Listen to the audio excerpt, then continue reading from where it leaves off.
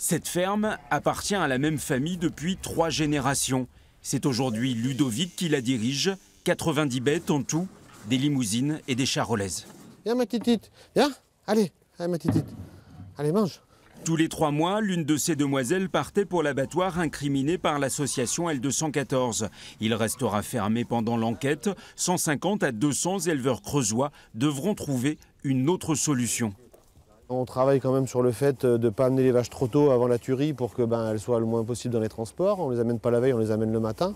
Donc là, si c'est un abattoir qui est plus loin, on va essayer de faire le nécessaire pour également les amener le matin. Mais c'est vrai que ça implique de se lever à 4h, 5h le matin pour arriver de très bonne heure à l'abattoir pour qu'elle n'ait pas le temps de souffrir, quoi. Pour que leurs vaches soient abattues dans de bonnes conditions, certains éleveurs pensent louer les services d'un abattoir mobile. Mais une telle structure coûte très cher et ne sera pas forcément disponible dans l'immédiat. En attendant, tous ont été surpris et choqués par les images révélées avant-hier par L214. Nos animaux, on essaye de s'en occuper au mieux. Vous voyez, ils sont hermes, tout va bien.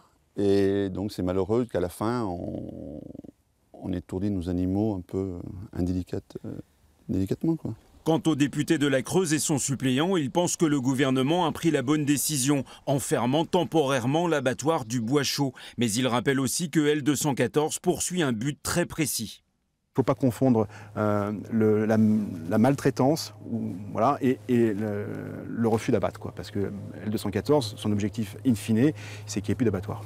Et nous, ce n'est pas notre objectif. Nous, ce qu'on veut, effectivement, c'est que les animaux, quand ils viennent à l'abattoir, ils soient traités de la meilleure façon. Les éleveurs de la Creuse craignent désormais de voir le prix de la viande s'écrouler au moment même où ils ont du mal à nourrir leur bétail après la sécheresse de cet été.